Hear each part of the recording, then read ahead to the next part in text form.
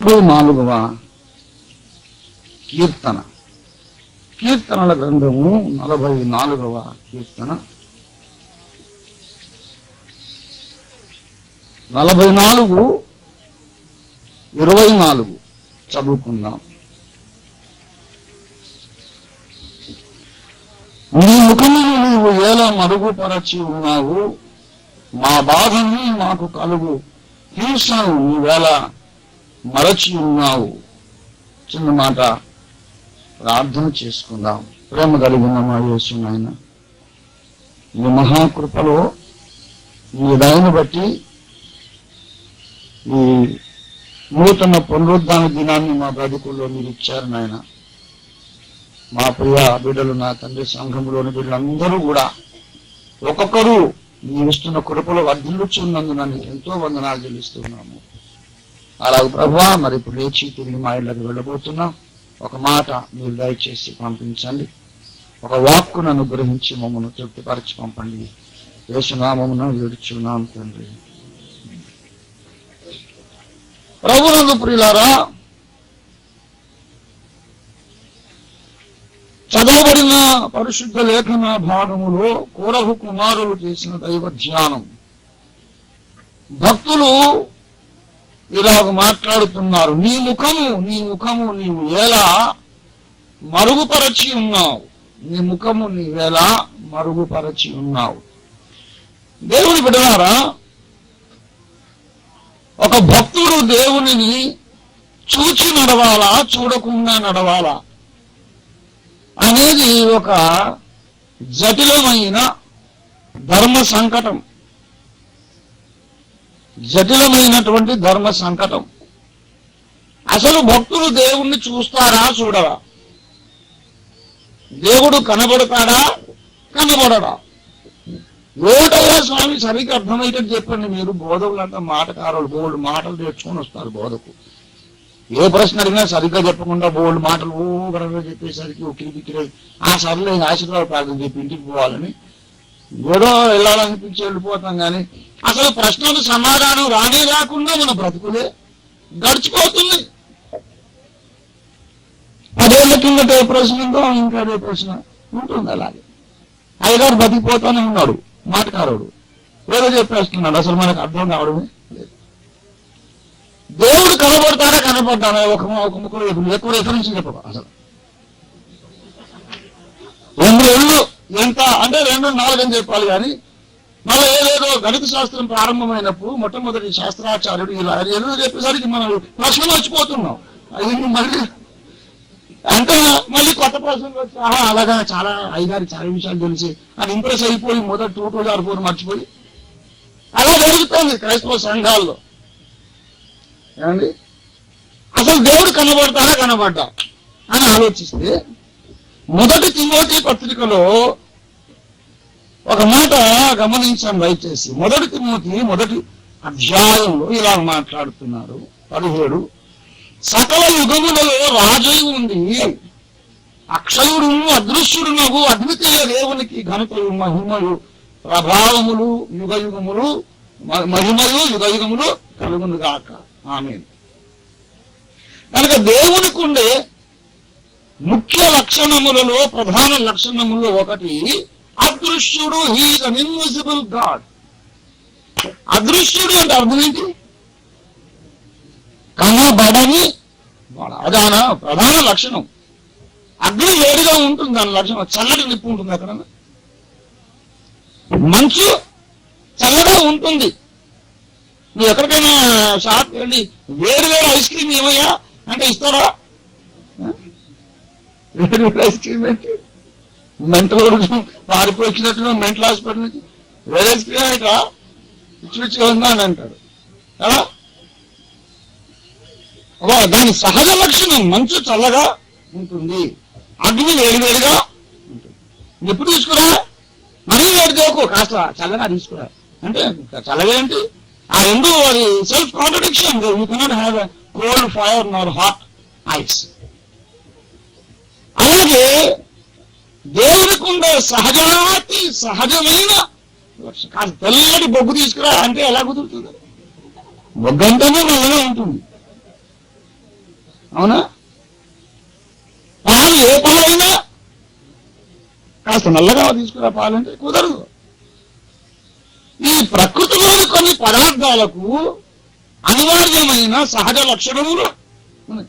ఆ సహజాత లక్షణం కంటే మించి వేరే దాని విరుద్ధంగా మనం కావాలన్న ఆ వస్తువు మనకు దొరకదు. కారం బెల్లం ఉండదు, తీయం వేపకాయ ఉండదు. అలాగే దేవుడు అనే వ్యక్తికి ఉండే ఒక లక్షణం ఏంటంటే అదృశ్యుడు. మరి అదృశ్యుడైన దేవుడు మరి ఈ భక్తుడు ఏం మాట్లాడుతున్నాడు? నీ ముఖమును నాకు మరుగు అంటే లోగడెప్పుడో చూసినట్టుగా ఉంది ఆయన పరిస్థితి కదా. ఆయన చెప్తున్నప్పుడు సాక్ష్యం ఎలా ఉంది? లోగడ ఎప్పుడో చూసినట్టే మాట్లాడుతున్నాడు. కానీ మరి 1 తిమోతి 6:16 మనం చూడనక్కర్లేకుండానే వాళ్ళించవచ్చు. ఏమన్నాడంటే మనుషులలో ఎవరును ఆయనను చూడలేదు, చూడనేరడు అన్నాడు. సమీపించరాని తేజస్సులో ఆయన మాత్రమే వసించు అమరత్వం గలవాడై ఉన్నాడు. మరి దేవుడు అక్కడెక్కడో ఉన్నాడు, మనుషులు ఎవరు చూడలేదు, చూడబోడు. దేవుడు అదృశ్యుడు. మరి ఏంటో తెలిసినట్టు పెద్ద చూసేసినట్టు నాకు నీ ముఖము మరుగు ఎందుకు మరుగుపరిచి ఉన్నావు అంటే ఎప్పుడో చూసినట్టు ఇప్పుడు మరుగైనట్టు ఆయన సాక్ష్యం ఉన్నది. అంతేకాదు చాలా చోట్ల అలాగే మాట్లాడుతున్నాడండి. 39వ కీర్తన చూడండి, 39వ కీర్తన 13వ వచనం చూడండి. నేను వెళ్ళిపోయి లేకపోక మునుపు నేను తెప్పరిలో అనుకుంటున్నాను ఆయన. నేను వెళ్ళిపోయి లేకుండా వెళ్ళిపోకముందు, శాశ్వతంగా నేను ఈ జగత్తు నుండి నిష్క్రమించక ముందు, అయ్యా నన్ను కోపంతో చూడకు. కోపంతో చూడకంటే ఎలా చూడాలి? కొంచెం ప్రేమగా, ఇష్టంగా చూడాలి. చిన్నపిల్లలు వాళ్ళ తల్లి వైపు దగ్గరికి వచ్చి ఒక గారాబం చేద్దామని వచ్చినప్పుడు తల్లి కోపంగా చూసింది అనుకోండి, నాకేమని ఆగిపోతుంది. అమ్మకి ఎందుకో కోపం వచ్చినట్టు కొంచెం ఐస్ చేసే ప్రయత్నం నమ్మి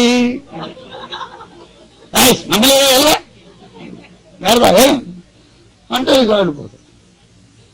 కొన్నిసార్లు పాపం తల్లి ఐస్ అయిపోతుంది. పాప ఎంతగా నన్ను సంతోష పెట్టాలని ప్రయత్నం చేస్తుంది. ముందు కాస్త విసుక్కున్నా అది కాస్త అలాగే కొన్ని నకరాలు చేస్తారు, రావే అని చెప్పి దగ్గరికి తీసుకొని ముద్దాడతారు.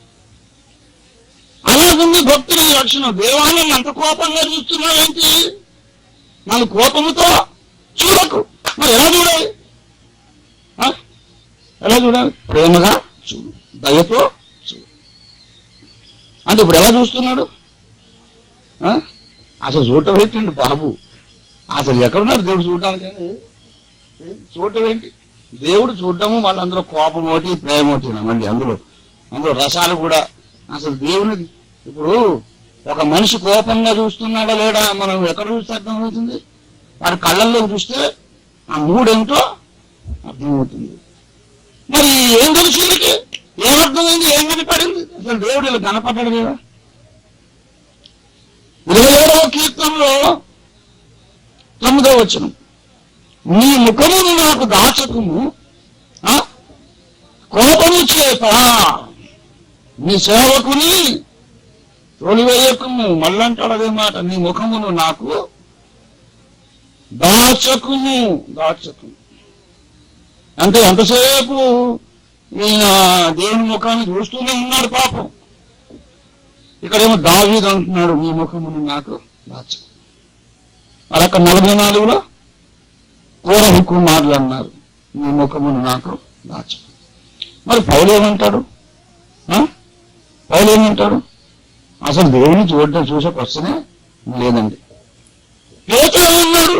1 పేతురు పత్రిక 1వ అధ్యాయం 8, మీరు ఆయనను చూడకపోయినను ఆయనను ప్రేమించుచున్నారు, ఇప్పుడు ఆయన కన్నులారా చూడకయే విశ్వసించు.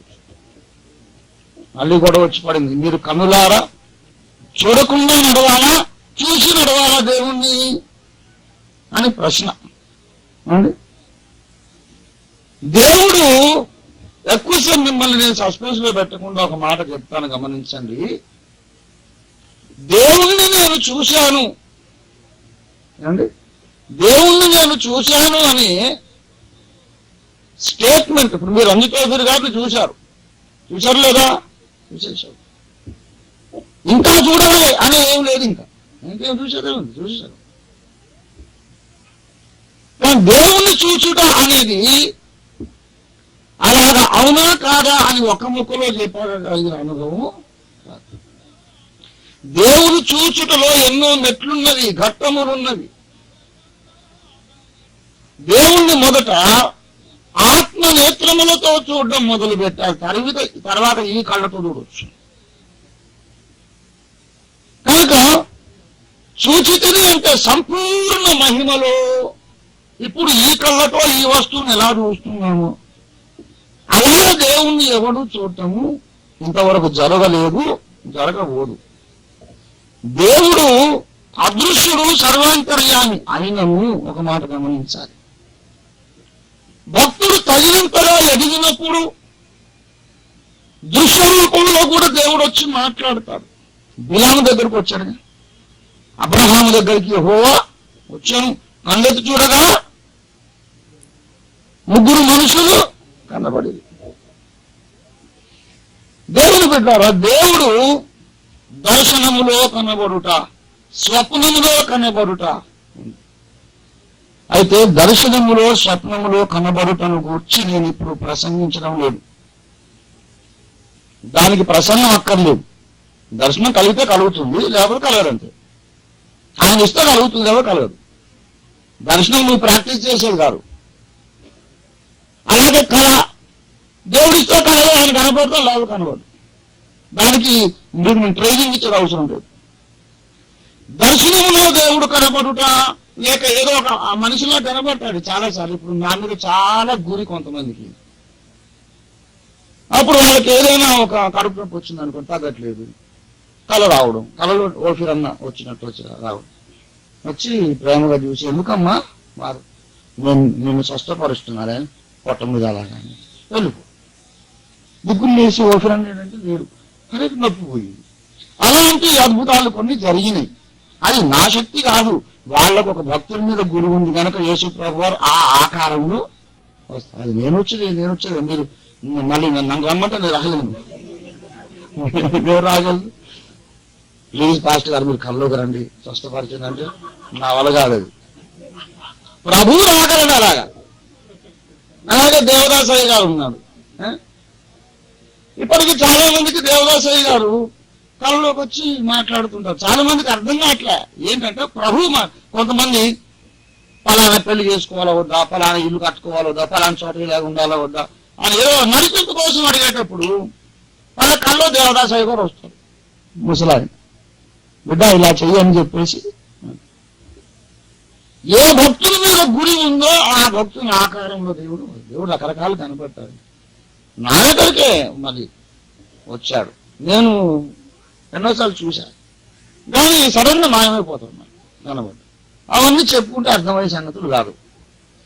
ఆత్మానుభవం చేతనే వివేచింపదవును, అది బోధిస్తే అర్థమయ్యేవి. కానీ బోధిస్తే తప్ప అర్థం కాని సంగతి ఒకటి ఉంది. అర్థమైందా? కొన్ని అనుభవం చేత మాత్రమే తెలుస్తాయి, కొన్ని బోధిస్తే తప్ప అర్థం కావు. దేవుని చూచుట అనేది దేవుని బిడ్డలు గమనించాలి. మనము సాధన చేయవలసిన ఒక అనుభవం ఉంది. అదేమిటంటే దేవుని మెలకువలో మన చుట్టూరా చూచుట. ఇది సాధన చేయాలండి. నిద్రపోయినప్పుడు ఆయన తలుచుకుంటే కనబడతాం. ప్రార్థన ఉన్నప్పుడు దర్శనం కలిగితే ఒక దృశ్యం మన కళ్ళ ముందు సినిమాలా కనబడుతుంది, అందులో దేవుడు కనపడవచ్చు. కానీ వీధిలో నడుస్తూ, భోజనం చేస్తూ, క్లాసులో పాఠం చెబుతూ, పాఠం వింటూ, లేదా వంట చేస్తూ, భోజనం చేస్తూ, ఇంకేమైనా కార్యక్రమాలు చేస్తూ, పని ఉద్యోగం చేస్తూ అనుక్షణము దేవుని అంతరంగపు నేత్రాలతో చూచుట అనే అనుభవం మనం ప్రాక్టీస్ చేయాలి. మొట్టమొదటి చూడడానికి ట్రై చేయాలి. దేవదాస్ అయ్య గారు శిష్యులకు ట్రైనింగ్ ఇచ్చేవాడట. ఓసారి ఆయన పక్కన ఒక పాస్టర్ గారు కూర్చుంటే, బాబు ఇలా జోసెఫ్ ఇలారా ఇలారా, అదిగో ఆ గోడ దగ్గర చూడు, ఎవరు ఉన్నారు చూడక, ఆయన ఉన్నారు చూడక అంటే చూసాడు. గోడ గోడ దగ్గర ఉంటుంది, ఏం లేదు అయ్య గారు అన్నాడట. ఏం లేదు, సరిగ్గా చూడురా బాబు, సరిగ్గా చూడు. అయ్యగారు చెప్తున్నారు కదా, మళ్ళీ చూడు. ఏముంది అయ్యగారు, ఏం లేదండి అన్నాడు. ఆహా, అయ్యో ఇంత దురదృష్టవంతుడురా, నీ కళ్ళు ఇంకా తెరవబడలేదు నాయన. దేవుడు అక్కడ ఉన్నాడు, ప్రభువు ఉన్నాడు, అక్కడ నిలబడి చాలా సేపటి నుంచి మన ఇద్దరిని చూస్తున్నాడు. ఒకసారి నాయన గారు మన ఎలిషా గారిని ఓన్లీ, ఎలిషా నేను పలానా ఊరికి పోతున్నా రమ్మన్నాడు. నేను రాలేను అయ్య గారు, నాకు పని ఉందన్నాడు. అయ్యారు రమ్మంటే ఎప్పుడు అట్లా చెప్పకూడదు. రాలేనంటే మూడోసారి, లేదు ఎలిషా నువ్వు రా, నువ్వు తప్పక రావాలి, నీకు మంచిది అని అంటే, లేదు అయ్య గారు నాకు వేరే పని. 3 సార్లు అలాగే. ఇక 3 సార్లు అంటాడు, అంత 4ఓసారి అని అడిగా. ముమ్మారు దేవదాసయ్య గారు ఏమన్నా చెప్తే నాకు అర్థం ఉంది, రావాలి. 3 సార్లు ఎలిషా గారు నేను రాలేను అన్నాడు. సరే అని చెప్పేసి ఇక వేరే ఒక ఊరికి ఒక ఎడ్ల బండి కట్టి అయ్యగారిని కూర్చోబెట్టి పలానా ఊళ్ళు దిగబెట్టమని ఈ పాస్టర్ గారు మాట్లాడి పంపించారు. ఇంకా అయ్యగారు ఆ బండిలో కూర్చొని ఊరికే అవును, ఆహా ఎందుకని అలా, సరే సరే అంటే అవునాడు. ఆ బండి అతనేమో అన్నుడు, ఆ బండి నడిపేవాడు ముసలికి పిచ్చి పెట్టినట్టుందండి. ఒకరు ఆహా ఓహో అంటాడు, ఆడేవాడు బండి నడుపుతా ఉన్నాడు. చాలాసేపు 2-3 గంటల ప్రయాణం, ఎందుకంటే ఫాస్ట్గా వెళ్ళదు కదా, కారు కాదు కదా. 2-3 గంటల ప్రయాణం, నడిచి నడిచి నడిచి నడిచి అంతసేపు ఏదో మాట్లాడుకుంటానే, తనలో తానే మాట్లాడుకుంటాడు. ముసలి తనలో చాదిస్తాం కాబోలు, ఇందుకే రానన్నాడు ఆయన, అసలు ఈ గోల పడలేకనండి వాడంటాడు. చాలా దూరం పోయిన తర్వాత ఊరు వచ్చింది. ఊరు ఎంటర్ కాబోతుంటే దేవదాసయ్య గారు చూస్తున్నానంట. సరే అని ఒక కొత్త గొంతు వినబడ్డది. ఈ ముసలాయన గొంతు కాదు, కొత్త గొంతు. ఆ బండి వాడు దిక్కులో వెనక్కి చూస్తే ఏం కనపడలేదు. మంచి దేవదాస్, మరి నేను వెళ్ళొస్తాను అని నిలబడి, అరే ఎవరు వెళ్ళొస్తాను అంటున్నాడు. రెండో గొంతు చూస్తే ఏమో కనపడ్డా. అయ్యగారు మన పై చూస్తామనంట. తర్వాత ఎన్నో రోజులైనాక వాడు మళ్ళీ బండివాడు ఎలిషాయి గారికి కనపడి, ఆ ముసలాయన ఎవరండి, లోపలే మాట్లాడుకున్నాడు, ఏదో పిచ్చోడు కాబోలు అనుకున్నాను. తీరా ఊరి దగ్గరికి వెళ్ళిన తర్వాత దేవదాస్ నేను వెళ్ళొస్తా అని ఏదో ఒక యవనస్తుడు గొంతులాగా వినపడదండి. ఎవరు ఆయన అంటే, అయ్యి వాడు గుండెలు బాదుకొని బాగా ఏడ్చాడు. 3 సార్లు రమ్మన్నాడు ఆయన. నేను ప్రభువుతో మాట్లాడే అనుభవం ఎలా ఉంటుందో చూచి నేర్చుకోవాలని అయ్యగారు నన్ను పిలిచాడు. నేను వెళ్ళలేదు. దేవుని బిడ్డలారా, దేవునిని చూడకుండా నమ్ముట అనేది నిజమే, కానీ నమ్మినందు వల్ల చూచుట ఒకటి ఉంది. అది అర్థమైందా? ఇప్పుడు చూడడం కొరకు నమ్మాలి. ఇప్పుడు నమ్మడం కోసం చూడాలనుకున్నవాడేమో అవిశ్వాసి. నాకు కనపడితే తప్ప నేను నమ్మను, నేను చూస్తే తప్ప. కానీ చూడక్కర లేకుండా నమ్మాం విశ్వాసంతో. కానీ నమ్మినందువలన కలిగే ఒక అనుభవం ఏంటంటే, ఇలాంటి ముఖము దేవునికి మనం కనపడకపోయినా ఆత్మ నేత్రాలతో ఆల్మోస్ట్ దేవుణ్ణి చూచినటువంటి అనుభవం కలుగుతుంది. అంతరంగ జ్ఞానేంద్రియాలు దేవునితో సహవాసం చేసి చేసి చేసి చేసి చేసి దేవుని ముఖం ఎప్పుడు మన కళ్ళ ముందు కనపడుతున్నట్టే ఉంటుందండి. ఇప్పుడు ఇలా చూస్తున్నాను కదా, రంగురంగుల ఈ దూలము, ఆ వైట్, అది టాపు, ఆ ఫ్యాను, ఇదంతా ఈ దృశ్యం రైటే. ఇందులోనే లీలగా బాండ్ పేపర్ మీద వాటర్ మార్క్ ఉంటుంది చూసారా, బాండ్ పేపర్ మీద వాటర్ మార్క్ అలా కనబట్టి అల్లీలగా ఆ రకంగా మన ప్రకృతిలో ఉన్న చుట్టూరా దేవుని ముఖం నిరంతరంగా అప్పుడప్పుడు కోపంగా అప్పుడప్పుడు సంతోషంగా వెంటనే మన అంతరంగ పురుషుడు వివేచిస్తాడు. దేవుని బిడ్డలారా, దేవుని ముఖమును చూచుట, స్వరమును వినుటకు ఇప్పుడు ఈ లోకంలో దృశ్యాలు చూడడానికి ఏం కావాలి? ఏ అవయవం కావాలి చెప్పండి? ఈ లోకంలో దృశ్యాలు చూడడానికి ఏ అవయవం కావాలి? కన్ను. ఈ లోకం శబ్దాలు వినడానికి ఏ అవయవం కావాలి? చెవి. కన్ను కానీ చెవి కానీ ఏ ఇంద్రియాలు అంటారు? జ్ఞానేంద్రియములు. దాని హెబ్రీ పత్రిక 5వ అధ్యాయంలో సాధకము చేయబడిన జ్ఞానేంద్రియములు అని అన్నాడు. హెబ్రీ 5:14 చూడండి.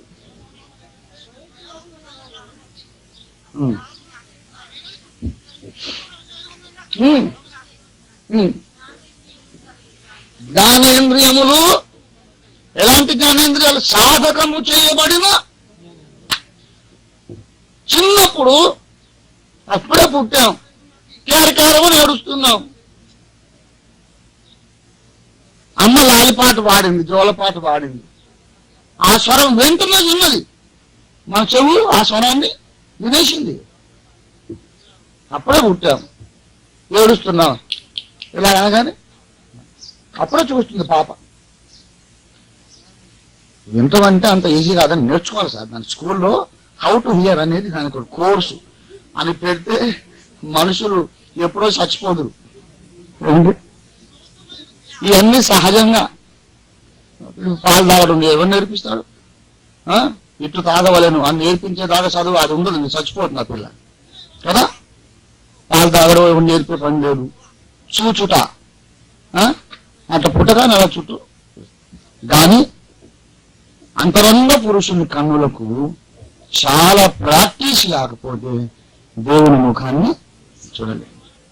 అంత ఆ దేవుని చూడలేము అని అన్నాడుగా. ఏంటంటే ఇలా ఈ భౌతికమైన మాంసపు నేత్రముతో ఈ మాంసపు ముఖాన్ని చూసినట్టు చూడలేదు, అది వేరే విషయం. కానీ వేరొక రకమైన కనబడటం ఉంది. దాన్ని ఎట్లా నిర్వచిస్తున్నా చెప్పండి, వినండి. ఏంటంటే ఒక మనిషి ముఖమును ఈ కన్నులతో చూసినప్పుడు అతడు ఇటువంటి మూడ్ కలిగి ఉన్నాడని ఎలా అభిప్రాయం ఏర్పడుతుందో మళ్ళీ వినండి. ఒక మనిషిని మాంస నేత్రంతో చూస్తే కోపంగా ఉన్నాడు, సంతోషంగా ఉన్నాడు అని అభిప్రాయం తెలిసిపోతుందా? ఎలాగైతే కనబడుతుందో అలా దేవుని మూడు ఎలాగుందో ఎప్పటికప్పుడు మనకు తెలిసిపోతుంది అన్నమాట. ఎప్పటికప్పుడు అది దేవుడు నా మీద కోపడుతున్నాడు, దేవుడు ఏడుస్తున్నాడు అని మనిషిని చూస్తే ఎలా జ్ఞానం కలగాలో అలా కలిగిపోతుంది. ఒక విషయం నేను మీకు చెప్పాను, ఒక సంగతి చెప్తా వినండి. కళ్ళు మూసుకొని ప్రార్థన చేసుకుంటే నాకు 20-25 బ్రెయిన్స్ ఉంది, మీకు తెలుసు కదా. ఎక్కడెక్కడో నా లోకం అంతా విశ్వం అంతా పోతుంటుంది నా మైండ్. కళ్ళు మూసుకొని ఆలోచించి ప్రార్థన చేస్తుంటే కాన్సన్ట్రేషన్ కుదరదు. శ్రద్ధగా వినండి, మీకు ట్రైనింగ్ ఇవ్వడానికి చెప్తున్నాను. నేను కళ్ళు మూసుకొని ప్రార్థన చేస్తే విశాఖపట్నం కూటం, విజయనగరం కూటం, అక్కడ సిస్టర్ ప్రార్థన, ఈ బ్రదర్ వారికి ప్రశ్న, ఈ చర్చి, ఆ గ్రౌండ్, కళ్ళ ముందు ఈ ఫిలిం మొత్తం జరుగుతుంది. ప్రార్థన ఎంతసేపు చేసినా ఇదే సినిమా. అప్పుడు తకీమని నాకు కాన్సన్ట్రేషన్ కావాలంటే ఏం తెలుసా? కళ్ళు తెరవడమే. కళ్ళు మూసుకుంటే కాన్సన్ట్రేషన్ ఉండదు. తెలిస్తే నా చుట్టూన ఈ గదిలో ఈ తలుపుల మధ్య, గోడల మధ్య వైట్ బాండ్ పేపర్ మధ్యలో దేవుని ముఖం వాటర్ మారుకున్నట్టు ఒక్కసారి కళ్ళు తెరిచి మూసానంటే మళ్ళీ కాన్సన్ట్రేషన్ టకిమని వస్తుంది. నా చుట్టూ గాల్లో దేవుడు ఉన్నాడు. నీ జ్ఞాన నేత్రాలు సాధకం చేస్తే అనుక్షణం కనపడతాడు. ఆయన కనబడతాడు. అదృశ్యుడైన వారిని చూచుచున్నట్లు. హెబ్రీ పత్రిక 11వ అధ్యాయం. హెబ్రీ పత్రిక 11వ అధ్యాయం 27వ వచనం. విశ్వాసమును బట్టి అదృశ్యుడైన వారిని చూచుచున్నట్టు స్థిర బుద్ధి గలవాడై రాజాగ్రహములకు భయపడక వాయుగుప్తును విడిచిపడి. దేవుని బిడ్డలారా, ఏదో దూరముగా ఏదో మామూలు క్రైస్తవ జీవితం జీవించడంతో సంతృప్తి పడి ఉండకండి. దగ్గరికి రండి.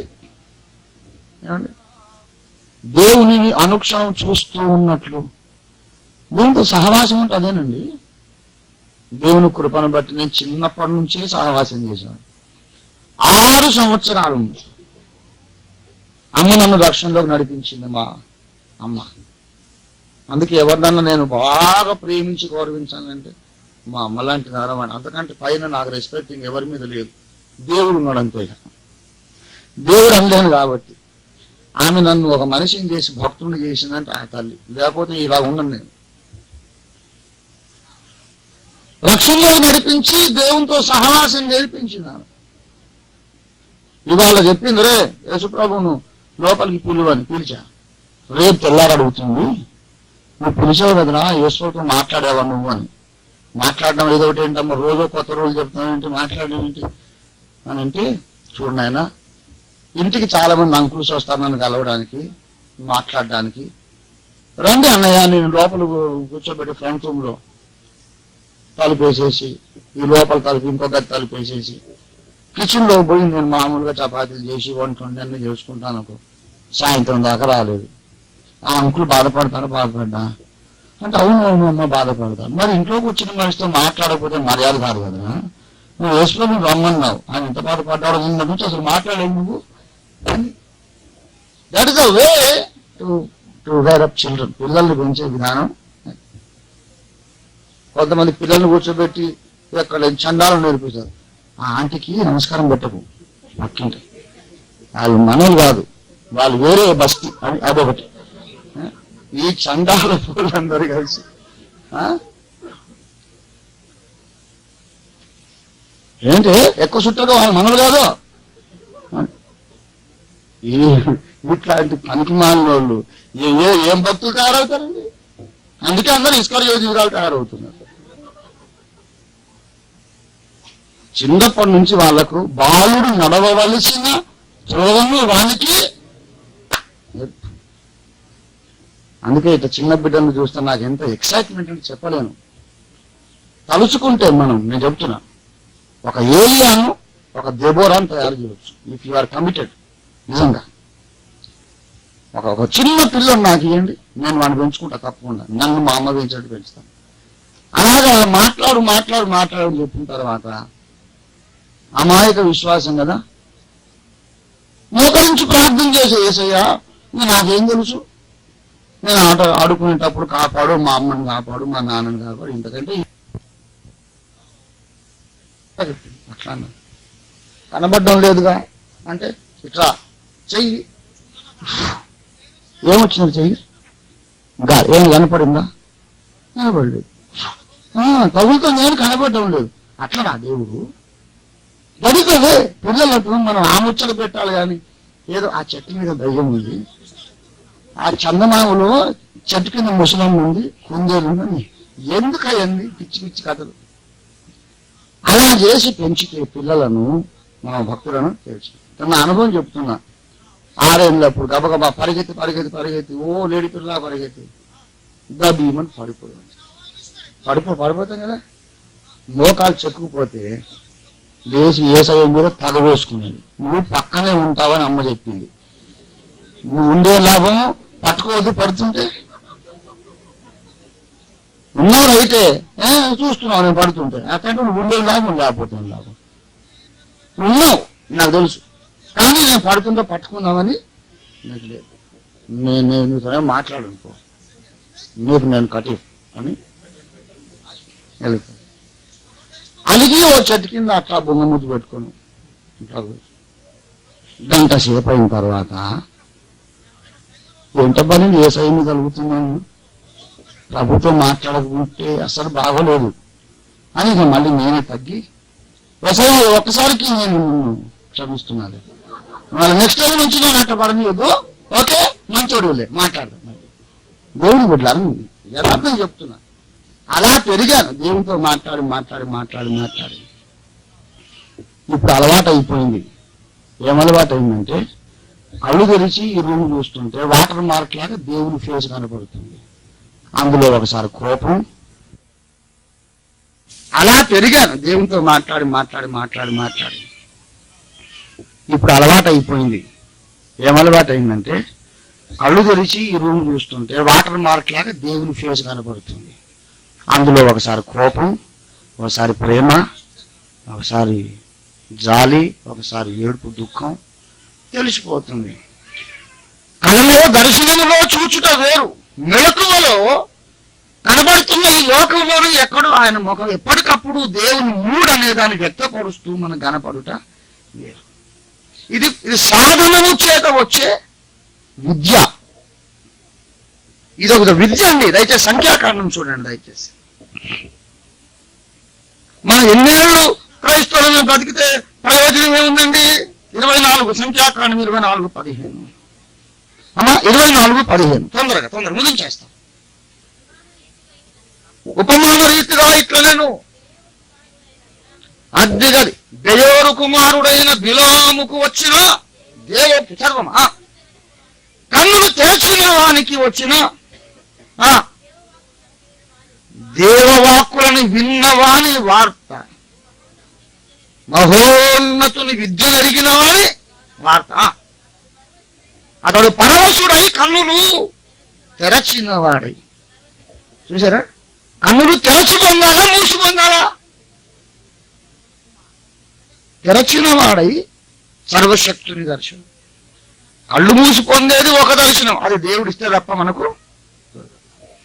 కళ్ళు తెరిచి పొందే దర్శనం ఏంటంటే నువ్వు సాధనము చేత సాధించే దర్శనం. ప్రాక్టీస్ చేయాలి. అదంతా వేరే శోధంతా వద్దండి. చూడండి, మనం ఎదగాల్సింది చాలా ఉంది, నేర్చుకోవాల్సింది ఎంతో ఉంది. ఉన్నదేమో 3వ క్లాసులో ఉన్నాం, ఎక్కాల్సింది హిమాలయన్ పీక్ ఉంది. ఇప్పుడు ఇతర విశ్వాసాల గురించి పట్టించుకోవడానికి టైం ఉందా మనకు? టైం లేదు. వాడి సంగతి వీడి సంగతి మనకెందుకంటే నువ్వు ఎక్కువ సరికకుండా దానికి దేవుడు బహుమానం ఇస్తాడు. రేపు నిత్యత్వంతో నువ్వు ఆనందించాలంటే ఈ భూమి దేవునితో సహవాసం చేయాలి. ఎస్, ఎవరికి వారు ఒక తపస్సు చేసినట్టు, సాధన చేసినట్టు ఇంటి దగ్గర అనుక్షణం దేవుడు ఉన్నాడనుకొని గమనించి పక్కకు చూస్తూ వినడానికి ప్రయత్నం చేస్తూ ఉన్నట్టు కొన్నాళ్ళు సాధన చేస్తే మీకు తప్పకుండా ఆ అనుభవం కలుగుతుంది. కన్నులు తెరచిన వానికి కలిగిన దర్శనం. అందుకనే మొన్న విశాఖపట్నంలో ఉన్నప్పుడు ఒక పాట, మొన్న ఈ ట్రిప్లో 3 పాటలు రాశాను ఏకంగా. ఎప్పటి నుంచో అనుకున్నాను. కొంతమందికి గర్భం వస్తుంది, గర్భం వచ్చిన తర్వాత నెలలు నిండిన తర్వాత పిల్లోడు పుడతాడు అనుకుంటే ఒక్కడిసారి 3 పుడతారు. అట్లా నేను 3 పాటలు కన్నాను. నిన్ను చూచిన కనులతో ఈ లోకమందు ఎవరినైనా కనలేను స్వామి. తెనాలి బస్ స్టాండ్ లో ఈ పల్లవి నా నోట్లోకి వచ్చింది. అలాగే చుట్టూ బస్ స్టాండ్ నిలబడాల. నిజం యథార్థం చెప్తున్నాను. నేను ఎప్పుడు చెప్తా, పాపం చేసినా ఏది చేసినా నేను చెప్తా. నాకు ఆ దమ్ము ఉంది. తమ్ముడు నేను పలానప్పుడు తప్పు చేశాను, నాకు ప్రార్థన చేయి అని. ఎందుకు దాచుకునేది ఏం లేదు. తెనాలి బస్ స్టాండ్లో సూట్ కేసు పట్టుకొని చుట్టూ చూస్తున్నా. అలా గాలి ఉంటే చాలు నా చుట్టూ, వాటర్ మార్క్, దేవుని ఫేస్. అది ప్రభువానికి స్తోత్రం అనుకుంటాను. ఆంధ్ర ప్యారిస్ కాదు తెనాలి. సోకులకు ఫ్యాషన్లకు దేవునికి స్తోత్రం. మంచి తెల్లంగి, తెల్ల పైజామా, మంచిగా బ్యాగు, పాస్టర్ గారి షేప్. హల్లెలూయా స్తోత్రం అనుకుంటాను. అటు చూడంగానే ఒక అమ్మాయి నన్నే వంకర చూసుకుంటూ తిప్పుకుంటూ పోతుంది. అరే ఇదేంటి ఇట్లా? వెంటనే 2 కళ్ళలో బాణాలు గుచ్చుకున్నట్టే. అప్పుడు రాశాను, ప్రభా ఇప్పుడే నిన్ను చూశాను. అది చూడడానికి తెల్లగా చక్కగానే ఉంది. ఆ వికారం కుష్ఠరోగం కాదు, అందంగా ఉంది, చక్క కాటుగా అంతా మంచి. కానీ ఇంతసేపు నిన్ను చూస్తే ఎంత ప్రశాంతంగా ఉంది, ఈ దయ్యాన్ని చూస్తే అంత అలజడైపోయింది. అయ్యయ్యో. అప్పుడు నా నోట్లోకి వచ్చింది అన్నమాట.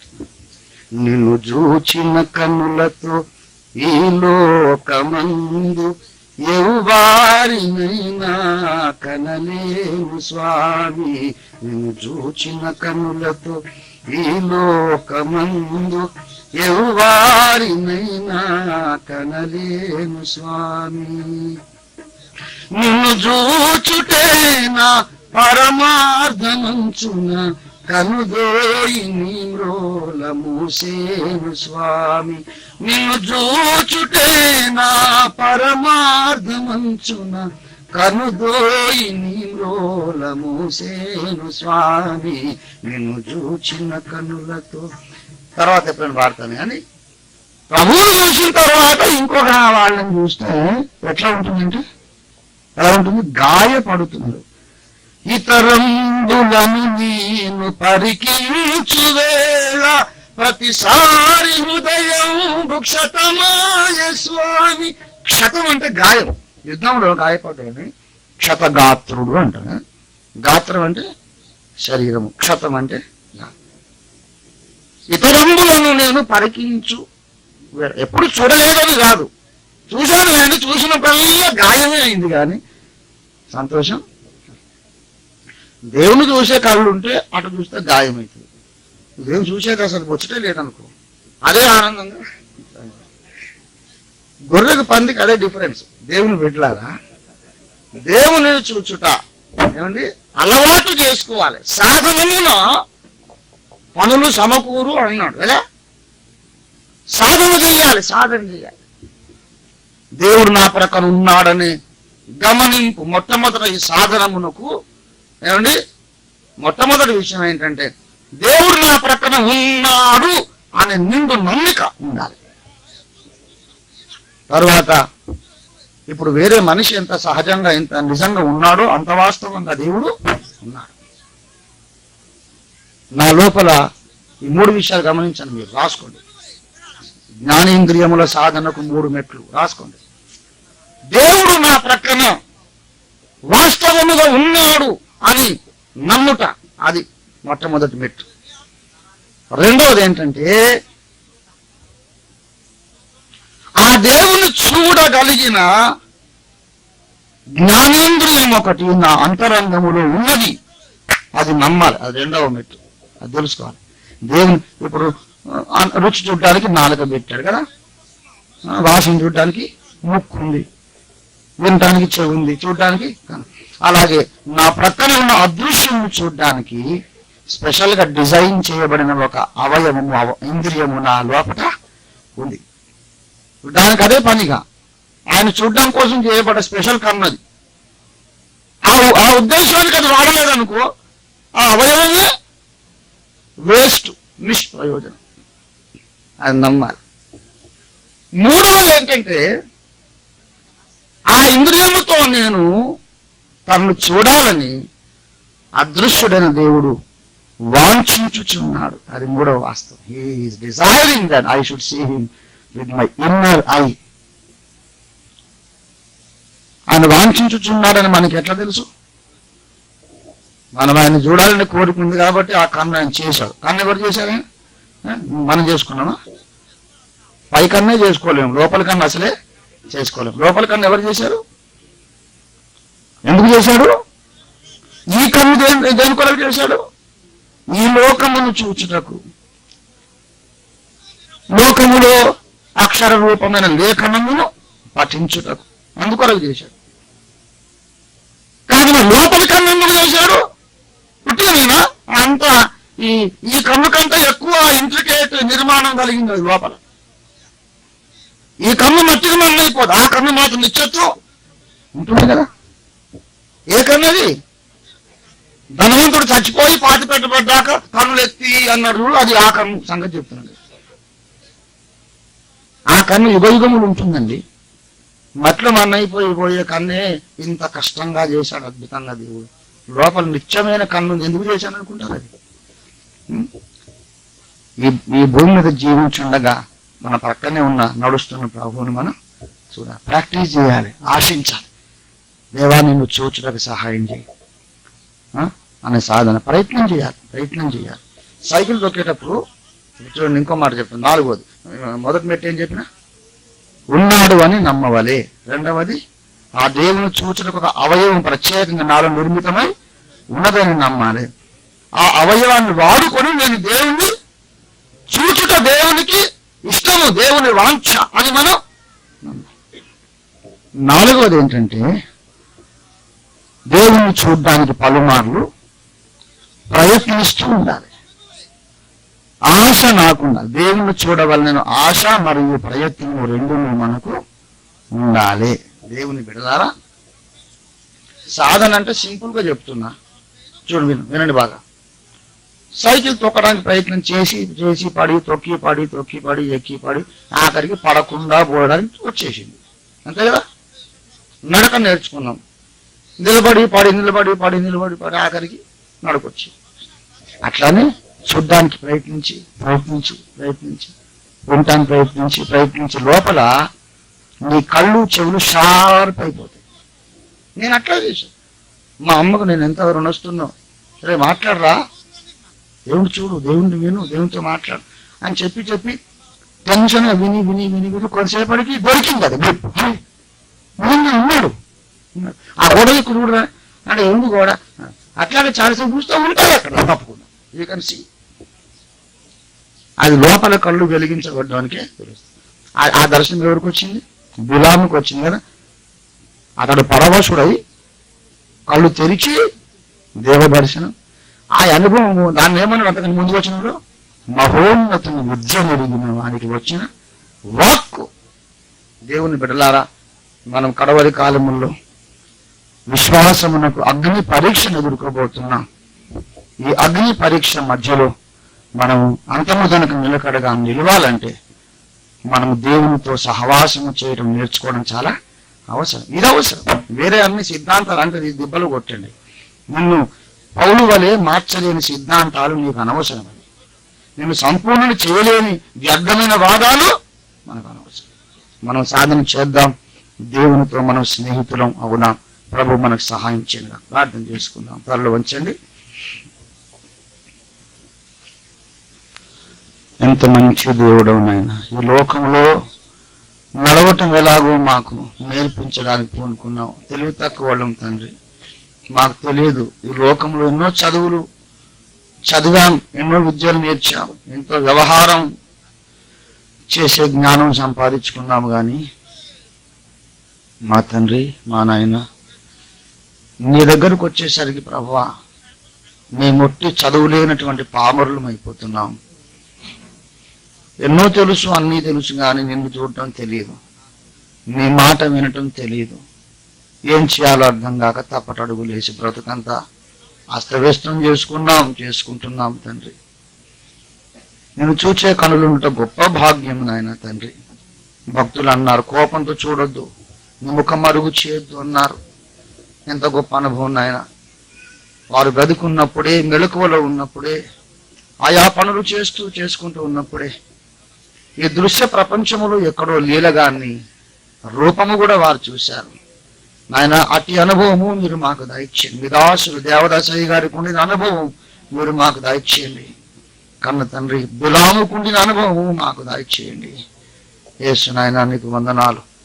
ఇప్పుడు వెళ్ళుచుండగా మమ్మల్ని మీ దీవులతో పంపించమని, ప్రతి ఒక్క బిడ్డను మీరు ముట్టి, అందరి శరీరములు దేహములు ముట్టి స్వస్థపరచమని, అందరంతరంలో పురుషుని ముట్టి లోపల నేత్రములను కండ్లను తెరవజేసి, లోపలి చెవులను కూడా తెరవజేసి, నేను చూచి నీ స్వరమును వినే ఆ విద్య సాధన చేయడానికి కృప చేయమని యేసు పరిశుద్ధ నామమున మీకు వినయంతో వేడుకొని ప్రార్థిస్తున్నాము తండ్రి.